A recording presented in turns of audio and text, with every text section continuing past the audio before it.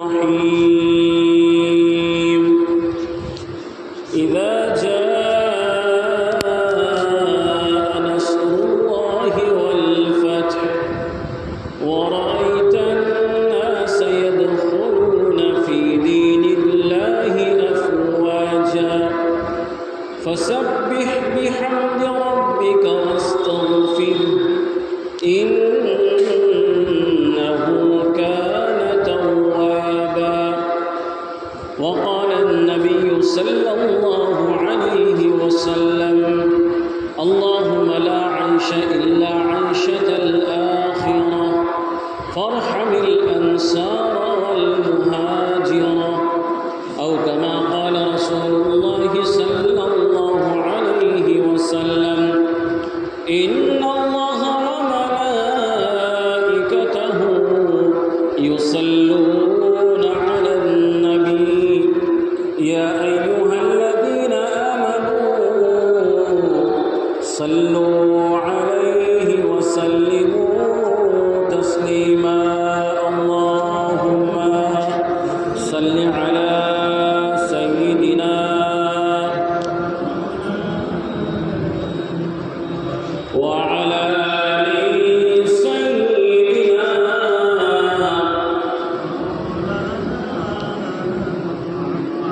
कि मोहम्मद से वफा तूने तो हम तेरे जात से तेरे क्या लोड़ो कलम तेरे। अल्लाहुम्मा सल्लि अला सय्यिदिना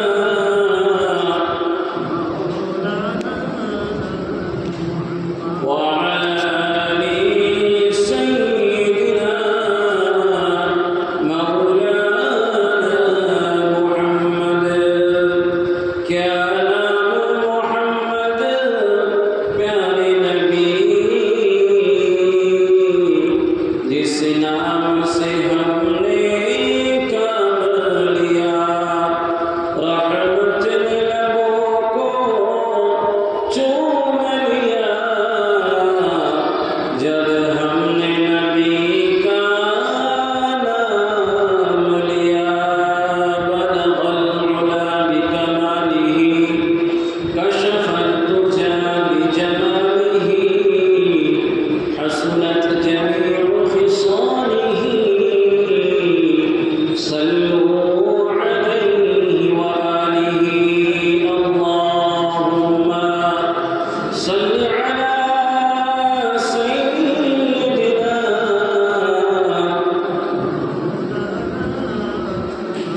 وعلى آل سيدنا ومولانا محمد صلى الله عليه وسلم تسليما كثيرا كثيرا। সম্মানিত উপস্থিতি, মুআজ্জাজ সামিঈন কিরাম, হাজিরিন মাহফিল, মসজিদের সভাপতি, সেক্রেটারি সাহেব, ক্যাশিয়ার সাহেব, বিশেষ করে মসজিদ কমিটি ভাইবৃন্দ, যে আয়োজন যিনি এই মেহফিল ইশারে সওয়াবের এই মজলিস তারা ইন্তেখাব করেছেন, যে উদ্দেশ্য করে নিয়ে আল্লাহ যারা সহযোগিতা করেছেন, যারা তার মধ্যে পরামর্শ দিয়েছেন, অর্থ দিয়ে, শ্রম দিয়ে, আল্লাহ সকলের ইবাদতগুলোকে কবুল করে নিয়ে জরিয়ায়ে নাজাত আর জরিয়ায়ে আখিরাত বানিয়ে দিয়ে করুন আমিন।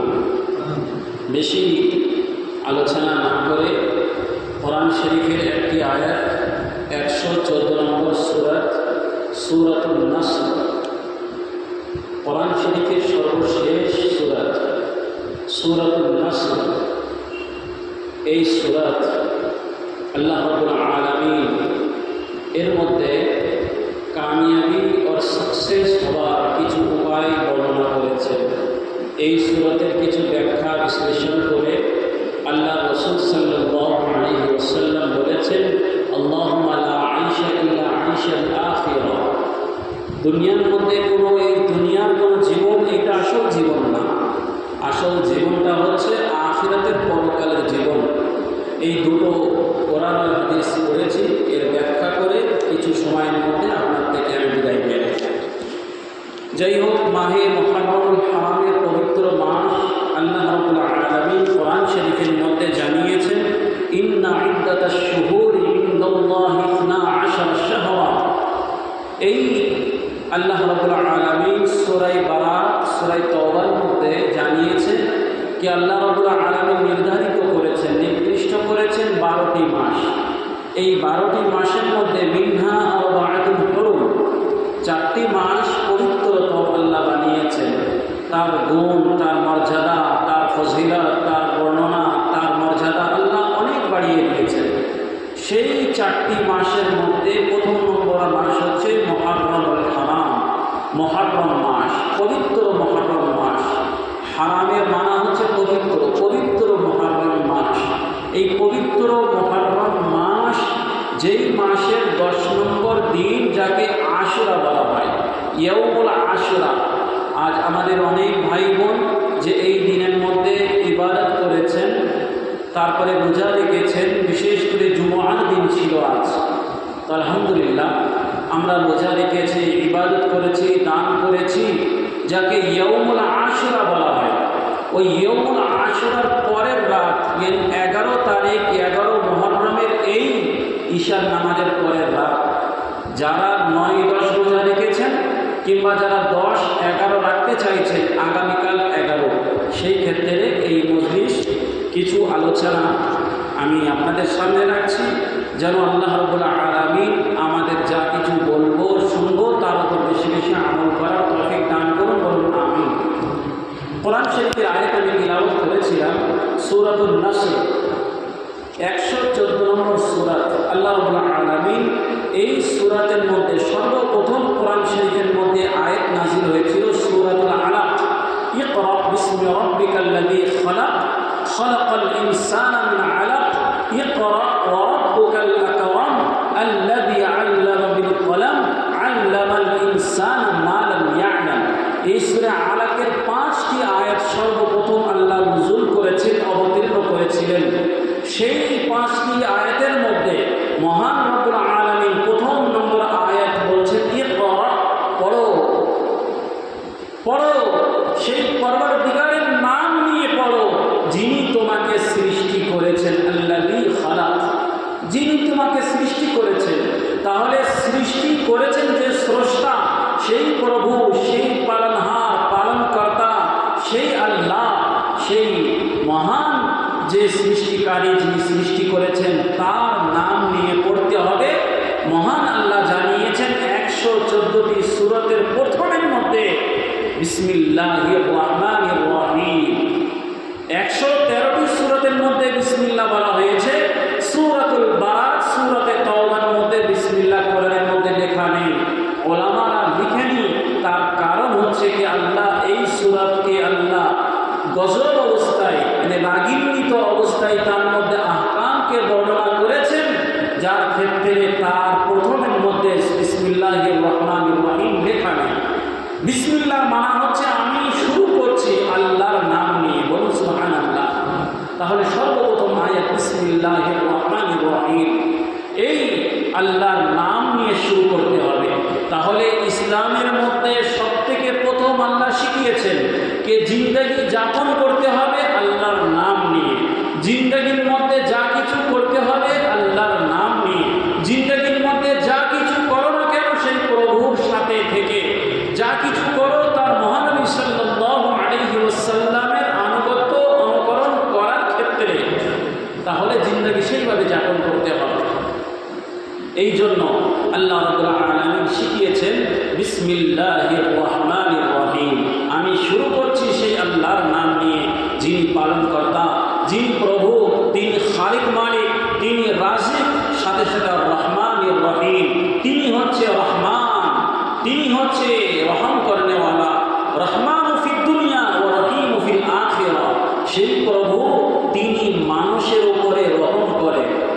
আজ একটা মায়ের 2 হোক 4টে হোক ছেলে হলে, একটা ছেলে ফরমাবরদারি করছে আর একটা ছেলে নাফরমানি করছে, তাহলে মা ফরমাবরদারি করনেওয়ালা ছেলেকেও ভালোবাসেন নাফরমানি করছে তাকেও ভালোবাসেন। হয়তো তাকে বকাবকি করে, মারপিট করে, সে করে। আল্লাহ রাব্বুল আলামিন নিজের বান্দাবান্দি যারা সত্যতার সাথে জিন্দেগি যাপন করছে তাকেও ভালোবাসেন, কিন্তু যারা দুনিয়ার মধ্যে আল্লাহর নাফরমানি করছে তাকেও আল্লাহ ভালোবাসেন। আল্লাহ সময় দিচ্ছেন, আমহিলহুম রুওয়াইদা, আল্লাহ সেই সুযোগটা দিচ্ছেন, সেই ছাড়টা দিচ্ছেন। এই ছাড় দেওয়ার মানা অর্থ এই নাই যে আল্লাহ তার কোনো হিসাব নেবে না, আল্লাহ কোনো কৈফিয়ত নেবে না। এমন একটা বান্দা যার হাতে দড়ি আছে, দড়িটা অনেক লম্বা আছে, দড়িটা হচ্ছে ছাগলের গলায়, ছাগল চলতে চলতে চলতে চলতে চলতে চলতে অনেক দূর চলে যাচ্ছে, আর দড়ি শেষ হতে হতে যাচ্ছে। এমন একটা মেয়াদ আছে, এমন একটা সময় আছে যেটা দড়িটা শেষ হয়ে যেতে পারে। তখন মালিক যখন সেই দড়িটা টানবে, ছাগলকে অটোমেটিক তার বর্ডারের ভিতরে থাকতে হবে। ওয়াতিলকা হুদুদুল্লাহ, আল্লাহ বলছেন এইটাই হচ্ছে আমার বাউন্ডারি, এইটাই হচ্ছে আমার বর্ডার, এইটাই হচ্ছে আমার হুদুদ। ওমান ইয়াতাআদ্দা হুদুদাল্লাহি ফাকাদ যালামা নাফসা, যারা শরীয়ত বিরোধী কোনো কর্ম করেছে, জিনা করেছে, চুরি করেছে, ডাকাতি করেছে, শরীয়তের খেলাফ কোনো কর্ম করে গিয়েছে, ওমান ইয়াতাআদ্দা হুদুদাল্লাহি ফাকাদ যালামা নাফসা, তারা নিজের আত্মার উপরে অত্যাচার করেছে। তার দায়িত্ব মহান আল্লাহ রাব্বুল আলামিনের নেই, তাদেরই দায়িত্ব। তারা নিজের আত্মার উপর অত্যাচার করেছে, তারাই গুনাহগার। তাহলে এই বাউন্ডারির মধ্যে থেকে মহান আল্লাহকে আমাদেরকে স্মরণ করতে হবে, আল্লাহ রাব্বুল আলামিনের উপাসনা করতে হবে, আল্লাহ রাব্বুল আলামিনের আমরা বندگی করতে হবে। এই জন্য কোরআন শরীফের মধ্যে আল্লাহ রাব্বুল আলামিন বলছেন, ইযা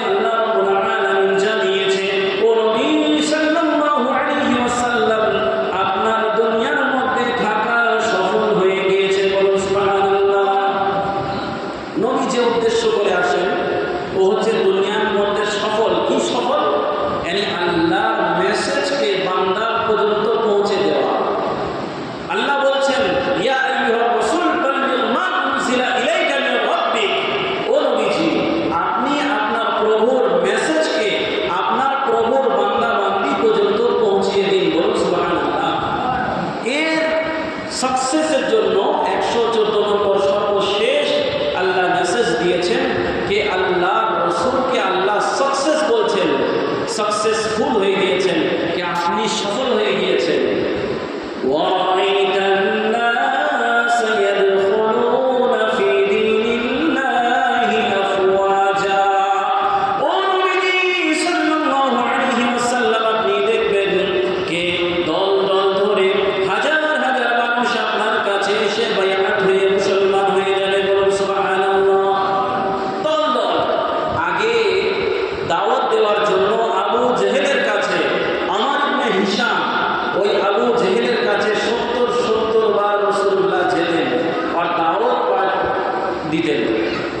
এই দাওয়াত দেওয়ার জন্য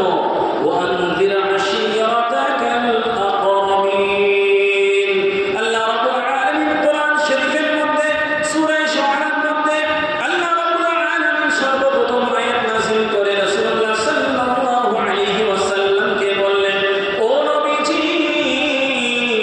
আপনার আত্মীয়-স্বজন যারা কুরাইশ বংশের মানুষ আছে, যারা বিভিন্ন রকম বিভিন্ন রকম তারের মানুষ আছে, তাদেরকে বুঝিয়ে দেন, তাদেরকে জানিয়ে দেন, জাহান্নাম থেকে তাদেরকে ভয় করার সুযোগ দিয়ে দেন। সর্বপ্রথম মহানবী সাল্লাল্লাহু আলাইহি ওয়াসাল্লাম কোহে হীরার মধ্যে, হীরা পাহাড়ের মধ্যে দাঁড়িয়ে গিয়েছেন। সর্বপ্রথম জানিয়েছেন ইন্নী রাসূলুল্লাহ, ও আমার বংশধর, আমার সম্প্রদায় মানুষ, কুরাইশ বংশের মানুষেরা শুনে নাও, জেনে নাও, বুঝে নাও, আমি সেই আল্লাহর শেষ নবী মুহাম্মদুর রাসূলুল্লাহ সাল্লাল্লাহু আলাইহি ওয়াসাল্লাম। সুবহানাল্লাহ। তো সব কুরাইশরা যখন জমা হয়ে গিয়েছে, বনু তামিম জমা হয়ে গিয়েছে, বনু আদি জমা হয়ে গিয়েছে, বনু দার জমা হয়ে গিয়েছে, বিভিন্ন রকম দলের মানুষেরা জমা হয়েছে। রাসূল বললেন আমি সেই শেষ নবী। এখন হঠাৎ করে আপনার মাঝখানে যদি কোনো বন্ধু-বান্ধব থাকে, আর যদি বন্ধু-বান্ধব সাইকেল নিয়ে বেড়ায় আর বিভিন্ন রকম ছোট কোনো চাকরি করে, তাহলে আপনি যাকে 40 বছর চেনেন, আর হঠাৎ করে যদি আপনাকে বলে যে আমি হচ্ছি অমুক কোম্পানির মালিক, অমুক ফ্যাক্টরির মালিক, যে কোটি কোটি টাকার মালিক, কী করে আপনি বিশ্বাস করবেন? হঠাৎ করে হতাশ হয়ে যাবেন। এখন নবীজি বলছে আমি রাসূলুল্লাহ। বলছে এই পাহাড়ের পিছনে যদি আমি বলি আপনার শত্রু গোপন আছে, লুকিয়ে আছে, যে আপনার উপর আক্রমণ করবে, আপনারা কি এটা মানবেন? সকলে বলল হ্যাঁ মানবো, অবশ্যই মানবো। আপনি হচ্ছে আমিন, আপনি হচ্ছে সাদিক, আপনি হচ্ছে আল আমিন। যখন এই কথাটা বললেন, তখন নবীজি আলাইহিস সালাম সব থেকে প্রথম বিরোধী করেছিল রাসূলের বংশের মানুষ, রাসূলের রক্তর মানুষ, রাসূলের চাচা আবু লাহাব। আবু লাহাব সে সব থেকে প্রথম বিরোধিতা করল, বলল তাব্বাল্লাকা লিহাযা জামা'তানা, ও মুহাম্মদ, আল্লাহ ভবিষ্যৎ তোর উপর হোক, এই জন্য কি তুই আমাদেরকে একত্রিত করেছিলি? এই বলার জন্য একত্রিত করেছিলি?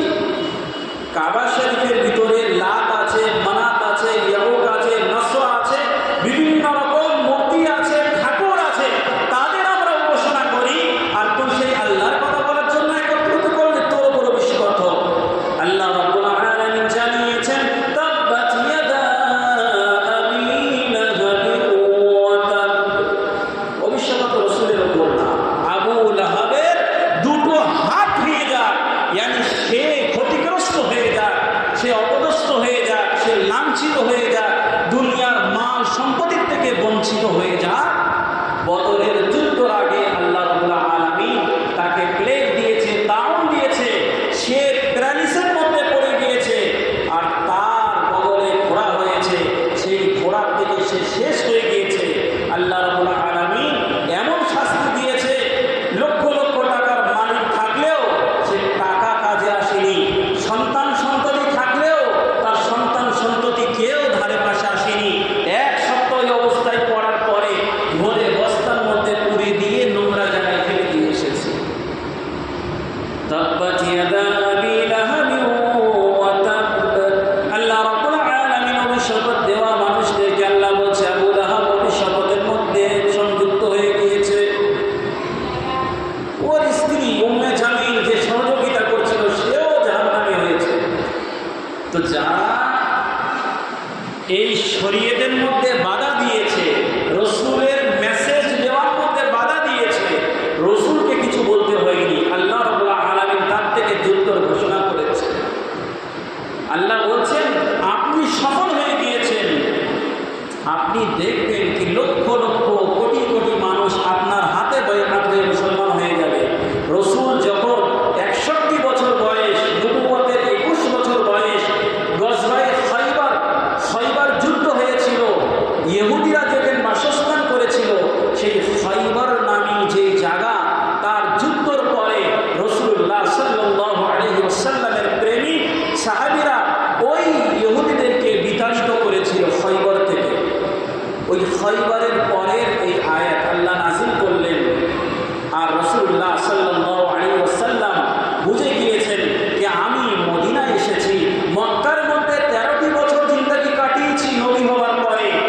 এত পরিমাণে কষ্ট দিয়েছে, এত পরিমাণে লাঞ্ছিত করেছে, এত পরিমাণে বঞ্চিত করেছে যে গাছের পাতা পর্যন্ত আমার সাহাবীরা ছিনিয়ে ছিনিয়ে খেয়েছে। এমন পায়খানা করতো যেমন একটা ছাগলের নেডি হয়,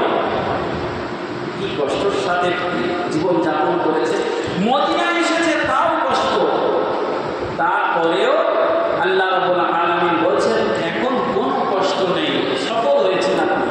একবার বলুন না সুবহানাল্লাহ।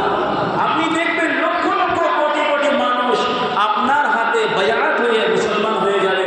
এই আয়াত নাযিল হওয়ার পরে মহানবী সাল্লাল্লাহু আলাইহি ওয়াসাল্লাম বুঝে গিয়েছেন যে আল্লাহ যখন সফলের সার্টিফিকেট দিচ্ছেন, তাহলে যেই মক্কাওয়ালারা আমাকে মক্কার থেকে বিতাড়িত করেছিল সেই মক্কার মধ্যে ঢোকার ঘোষণা আমি মুহাম্মদুর রাসূলুল্লাহ সাল্লাল্লাহু আলাইহি ওয়াসাল্লাম দিচ্ছি যে ইনশাআল্লাহ খুব তাড়াতাড়ি সেই মক্কার মধ্যে প্রবেশ করব। বলুন সুবহানাল্লাহ।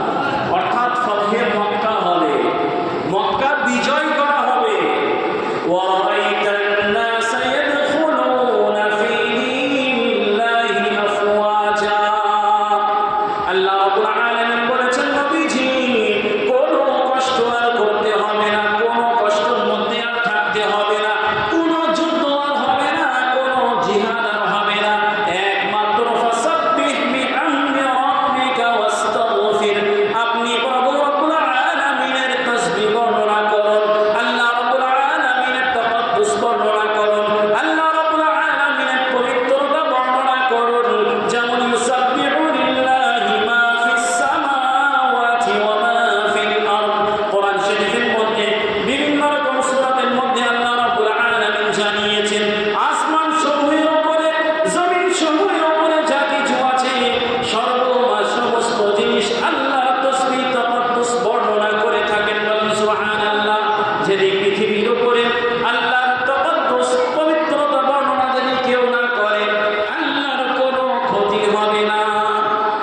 সকল মানুষ যদি আল্লাহর কেউ পবিত্রতা বর্ণনা করে, সজদা না করে, রুকু না করে, বরং নাফরমানি করে, আল্লাহর কিছু ক্ষতি হবে না।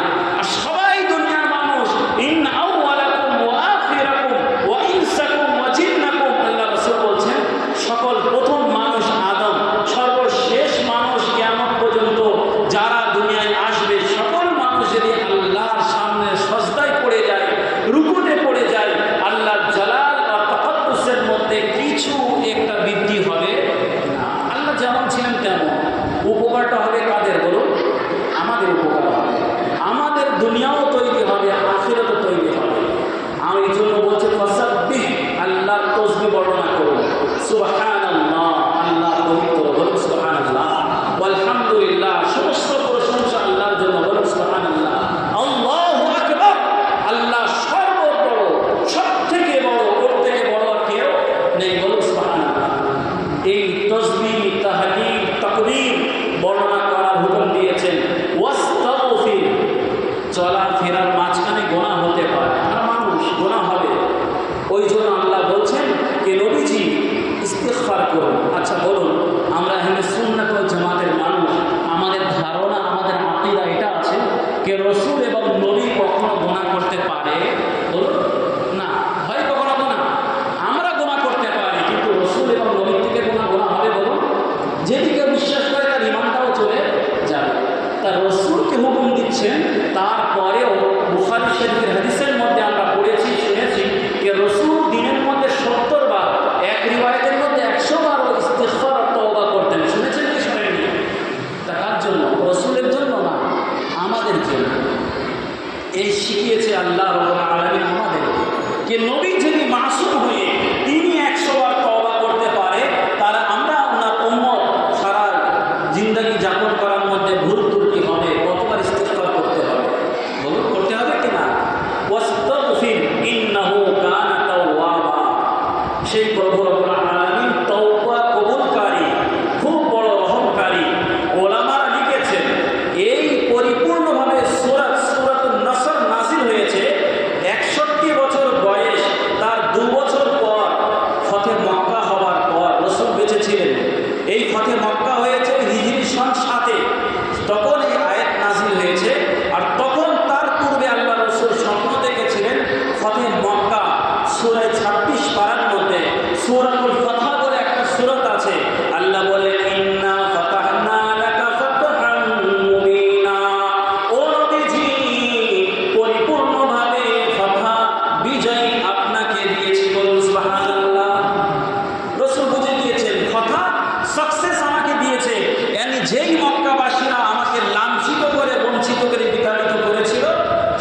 মক্কার মধ্যে প্রবেশ করার সময় এসে গিয়েছে। একবার বলুন সুবহানাল্লাহ। তাহলে আমাদের ইস্তেগফার করতে হবে। ধরুন আপনার ঘরকে কেড়ে নিয়েছে কেউ, আর কেড়ে নেওয়ার পরে আপনাকে কেউ বার করে দিচ্ছে বাড়ি থেকে, আপনার চাচাতো ভাইকে, চাচাতো বোনকে, চাচা, এমন সময় এসে গিয়েছে যে তারা ভুলকে স্বীকার করে নিয়েছে, যাক আমাদের ভুল ছিল, এই ভুলটা স্বীকার করে এখন তওবা তিল্লা করছে, বলছে ভাই ঠিক আছে আমাদের ভুল হয়ে গিয়েছে এসে যাও। কিংবা চাচা মারা গিয়েছে, কি চাচাতো ভাই মারা গিয়েছে, তার ওয়ারিসের সম্পত্তি পড়ে আছে, এখন সেই ভাই কি করে আসবে? লাঠি ঘোড়া নিয়ে আসবে, বলে দাঁড়া আমার যুবকবেলা এখানে 20 বছর আগে কি 30 বছর আগে আমাকে বার করেছিলি, খুব কষ্ট দিয়েছিলি, আর আমি এই 20টা বছর এক এক পয়সার জন্য সারাদিকে দরে দরে ঘুরেছি, এইবার তোকে আমি দেখাচ্ছি, তাই না? রসুলের সাহাবী যারা মুহাজির, যারা হিজরত করেনেওয়ালা সাহাবী ছিল, খুব রাগান্বিত অবস্থায় বলছে এইবার মক্কায় আমরা যাব, বিজয় আমরা নেব, আল্লাহ ঘোষণা দিয়েছেন, কিন্তু মক্কাবাসীদের আমরা মজা চাকাব। এই ফতে মক্কার আগে একটা ঘটনা হয়েছে, সুলহে হুদাইবিয়া বলে একটা চুক্তি হয়েছিল রসুলের মক্কাবাসীদের সাথে, কি আমরা কিছু মানুষ যাব আর গিয়ে আল্লাহর ঘরে উমরা করে, আমরা 1000 হোক 1400 মানুষ গিয়ে উমরা করে চলে আসবো, আমরা কোনো যুদ্ধের জন্য যাব না, আপনারা আমাদের উপর আক্রমণ করবেন আমরাও করবো না, চুক্তি, ওকে বলা হয়তো সুলহে হুদাইবিয়া। কিন্তু তার মধ্যেও তারা মেনে নেয়নি, আগে অনুমতি দিয়েছিল, তারপরে ওখানে যাওয়ার পরে তারা একদম মানা করে দিয়েছে, নিষিদ্ধ করে দিয়েছে, অনেক কষ্ট দিয়েছে। মদিনায় যাওয়ার পরেও লম্বা ঘটনা আছে। এখন সাহাবীর মধ্যে তো রাগ, হযরত ওমরের তো রাগ, খুব সাংঘাতিক রাগ। হযরত উসমান গনি রাদিয়াল্লাহু তাআলা আনহু গিয়েছিলেন, তাকে আটকে দিয়েছে, আর সারাদিকে চর্চা হচ্ছে যে উসমানকে হত্যা করে দিয়েছে, রসুলের জামাইকে হত্যা করে দিয়েছে। তখন একটা বাবুল গাছ ছিল, সেই বাবুল গাছের তলায় রসুল বায়াত নিয়েছিলেন, কে এসো আমার হাতের মধ্যে কে বায়াত করছে, মক্কাবাসীদের বিরুদ্ধে আমরা যুদ্ধ করব। সেই বায়াতকে বায়াতে রিদওয়ান বলা হয়। ইয়াদুল্লাহি ফাওকা আইদিহিম, কোরআন শরীফের মধ্যে বলছেন এই সাহাবীদের হাতের উপরে আল্লাহর হাত, বরং আল্লাহর সাহায্য, বলুন সুবহানাল্লাহ। লম্বা ঘটনা, অনেক কিছু হয়ে যাওয়ার পর আপনাকে লাঞ্ছিত করেছে, বঞ্চিত করেছে, তারপরে আপনি মদিনায় চলে আসলেন, আর যখন যাবার সুযোগ পেয়েছেন বুক ফুলিয়ে চলবেন কি চলবেন না? আল্লাহ রাসূল সাল্লাল্লাহু আলাইহি ওয়াসাল্লাম যখন ফতহে মক্কা হওয়া শুরু হয়েছে, 2 বছর পরে মক্কার মধ্যে প্রবেশ করছেন, সাহাবারা বলছেন আল ইয়াউমু ইয়াউমুল মালহাবা, আজ বড় যুদ্ধের দিবস, আজ বড় জিহাদ করার দিবস, মক্কাবাসীর মধ্যে একটাও মানুষ বাঁচবে না আমাদের হাত থেকে, সকলকে নেস্তনাবুদ করে দেব, সকলকে মেরে ফেলব, যারা আমাদের ইসলামকে ধর্মকে কবুল করবে না, আমাদেরকে আঘাত দিয়েছে, তাকে আমরা রাখবো। সাহাবাদের মধ্যে একটা খুব রাগ, হযরত উমরের রাগ, হযরত আমর ইবনে আসের রাগ, বিভিন্ন রকম রাগ, বলছে আমাদের খুব কষ্ট দিয়েছে।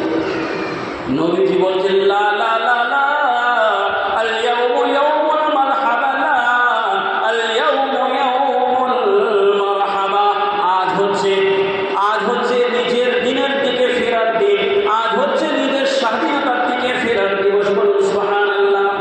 ক্ষমার দিবস, যারা আবু সুফিয়ানের ঘরে ঢুকে গিয়েছে তাদের ক্ষমা, যারা নিজের হাতিয়ারকে ছেড়ে দিয়েছে তাদের ক্ষমা, যারা কাবা ঘরের মধ্যে ঢুকে গিয়েছে তাদের ক্ষমা, যারা নত হয়ে গিয়েছে তাদের ক্ষমা, বলুন সুবহানাল্লাহ। সাহাবারা বিভিন্ন রকম কবিতা পড়ছে যে আজ যুদ্ধের দিন। রাসূলুল্লাহ সাল্লাল্লাহু আলাইহি ওয়াসাল্লাম বলছেন লা তাসরিবা আলাইকুমুল ইয়াউম আনতুমুত তুলাকা, আজ কোনো প্রতিশোধ নেওয়ার দিবস না, সকলকে আমি আল্লাহর তরফ থেকে আমি মুহাম্মদুর রাসূলুল্লাহ ক্ষমা করে দিয়েছি, বলুন সুবহানাল্লাহ। নবীজি মনে পড়ল কি আমার ভাই ইউসুফ আলাইহিস সালাম, তাকে কত কষ্ট দিয়েছে, 12টি ভাই দিয়েছে না 11টি ভাই, একটা তো বনিয়ামিন নিজের ভাই ছিল, 10টি ভাই দেননি, অনেক দিয়েছে। আর যখন মিশরের আজিজে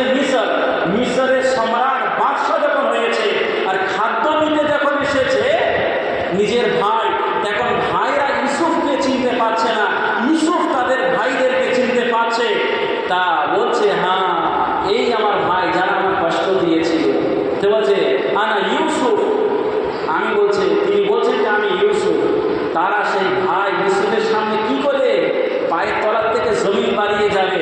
যারা হিংসার মধ্যে পড়ে নিজের ভাইকে, অন্য মায়ের ছেলেকে, নিজের ভাইকে কূপের মধ্যে নিক্ষেপ করেছিল, আর বাপ থেকে ইয়াকুব আলাইহিস সালাম থেকে তাদেরকে দূর করে দিয়েছিল, আল্লাহ এই ভাইকে সম্মানিত করেছেন, মিশরের সম্রাট বানিয়ে দিয়েছিলেন।